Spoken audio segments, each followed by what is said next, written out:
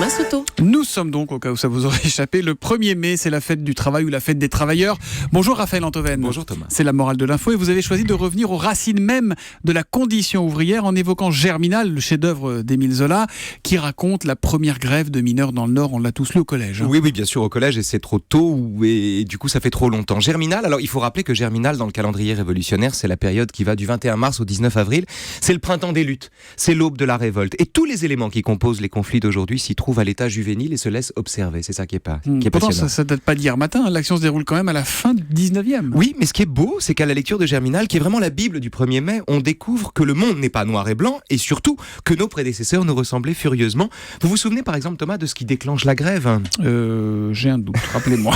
La crise économique que fait valoir la compagnie de Montsou pour décréter la baisse des salaires. Et c'est vrai, il y a vraiment la crise. Les Grégoire, actionnaires éminents, ne sont pas d'affreux cyniques, mais des hommes d'affaires qui ne mesurent pas leur indifférence, tandis qu'ils déplorent la stagnation des affaires entre deux fourchettes d'œufs brouillés aux truffes.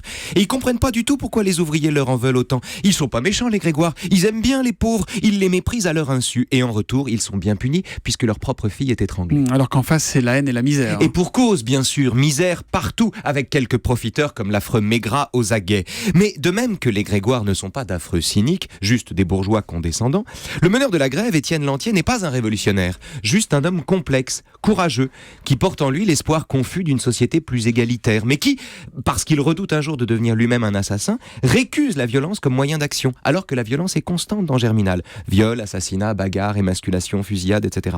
Quand Lantier cède à la violence, c'est toujours en vue d'un moindre mal, comme le jour où il désigne un épicier à la vindicte, c'est lui qu'on émascule d'ailleurs, pour éviter le viol collectif d'une jeune fille. Mais le plus frappant dans Germinal, vous voyez, ça n'est pas Lantier, c'est le Maheu. Ouais, c'est lui qui incarnait Depardieu dans le film de Berry. Exactement, et c'était un rôle qui lui allait encore mieux que Cyrano.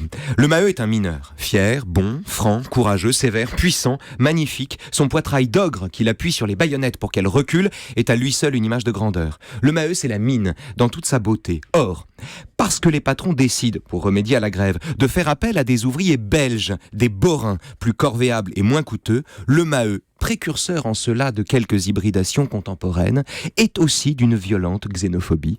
À mort les étrangers, à mort les borins, nous voulons être les maîtres chez nous, dit-il à la police, juste avant de prendre une balle en pleine poitrine. Et la morale de l'info, Raphaël ? Tout est écrit depuis longtemps.